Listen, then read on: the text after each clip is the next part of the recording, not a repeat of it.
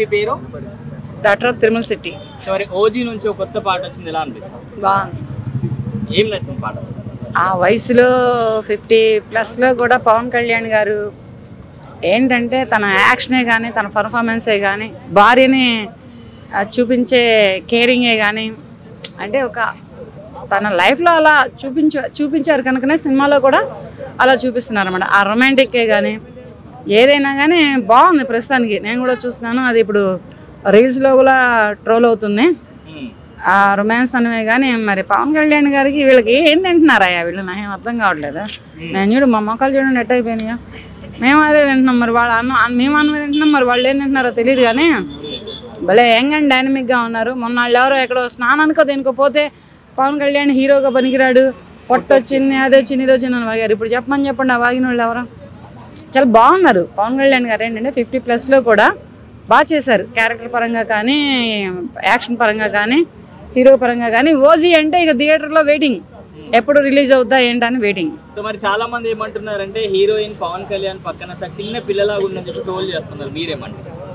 వెనకటికి రామారావు గారి పక్కన జయసుధ కూడా చిన్నపిల్లలే, జయప్రద, జయసుధ, శ్రీదేవి వీళ్ళందరూ చిన్నపిల్లలే. మరి వాళ్ళకి రాలా పేర్లు? వాళ్ళు స్టార్ హీరోయిన్లు అవ్వాలా? వాళ్ళు తెరంగరాయడాన్ని, సినిమా తెరంగరాయడాన్ని ఒక ఎగరాయిలా అంతే. ఏమీ లేదు, అలా ఏమీ లేదు. బాగానే ఉంది, అమ్మాయి కూడా సరిపోయింది. సరిగ్గా చూసే కళ్ళు లేని వాళ్ళు ఏంటంటే అట్లాగే ట్రోల్ చేస్తూ ఉంటారు, చిన్నపిల్లలా ఉంది పెద్ద పిల్లలా ఉందని. ఒక 50 ఏళ్ళ ఆంటీని తీసుకెళ్ళి తగిలించమని చెప్పండి, సరిపోయింది. లేకపోతే సో మరి అఖండ 2 పోస్ట్పోన్ అయింది. చాలా మంది ఏమంటున్నారంటే బయట ఓజీకి కలెక్షన్స్ తగ్గుతాయని చెప్పి మూవీ టీం వాళ్ళు ఆ అఖండ టీంతో మాట్లాడి పోస్ట్పోన్ చేయించారని మాట్లాడుతున్నారు, మీరేమంటారు? దానికి ఉంటుంది. పేకాడే బామర్దే. పవన్ కళ్యాణ్ బాలయ్య బాబే. ఎవరి క్రేజీ వాళ్ళకు ఉంటుంది, ఎవరి అభిమానులు వాళ్ళకు ఉంటారు.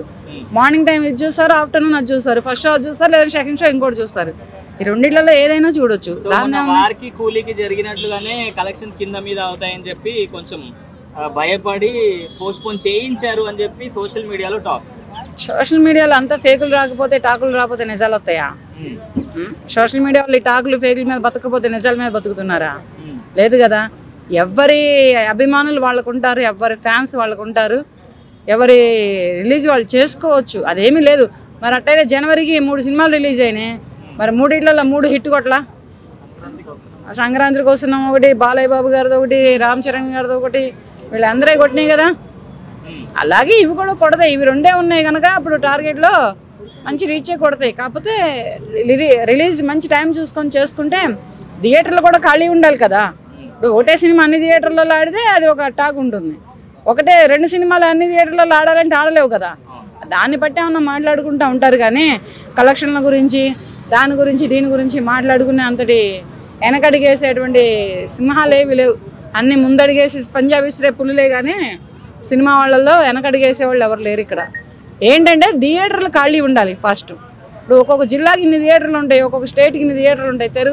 తెలుగు 2 రాష్ట్రాలలో కూడా ఇన్ని థియేటర్లు ఉన్నాయి. మరి అన్ని థియేటర్లలో ఒక సినిమా ఆడితే కలెక్షన్లు కురుస్తాయి. 2 సినిమాలు ఒకటే రిలీజ్ అయితే కొంచెం తేడా పడుద్ది కదా.